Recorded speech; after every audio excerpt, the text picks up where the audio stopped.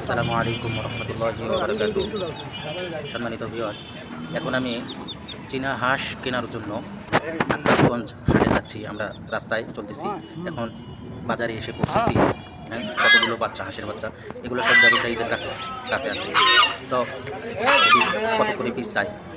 তো এই দেখতেছেন যে হাঁসের বাচ্চাগুলো, এগুলো 150 টাকা করে পিস চাচ্ছে, 150 টাকা পিস, 150 টাকা করে পিস চাইতেছে। বাচ্চাগুলো আলহামদুলিল্লাহ ফ্রেশ আছে, তবে দামটা একটু অনেকটা চড়া।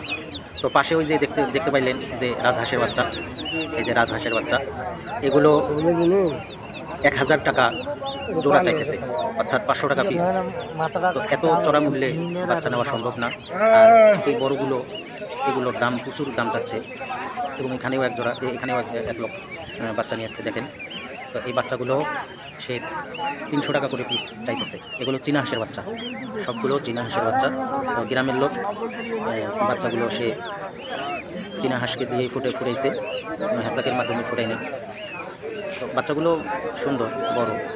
তো আজ কেমন জানি আপনারা বাচ্চাগুলো কত করে হলে দিবেন?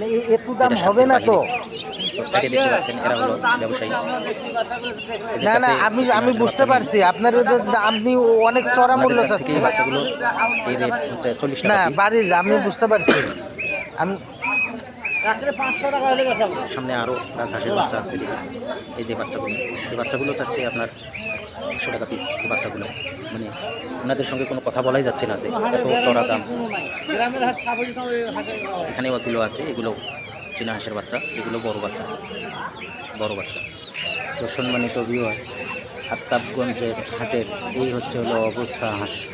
হাঁস এতটাই যে চড়া মূল্য যে ওনাদের সঙ্গে কোনো কথা বলাই যাচ্ছে না। তো ভিডিওটি যদি ভালো লেগে থাকে, চ্যানেলটি সাবস্ক্রাইব করবেন, দয়া করে চ্যানেলটি সাবস্ক্রাইব করবেন। নতুন ভিডিও আপলোড করলে যেন আপনারা দেখতে পান, এজন্য চ্যানেলটি সাবস্ক্রাইব করবেন ইনশাআল্লাহ। আসসালামু আলাইকুম রহমতুল্লাহ।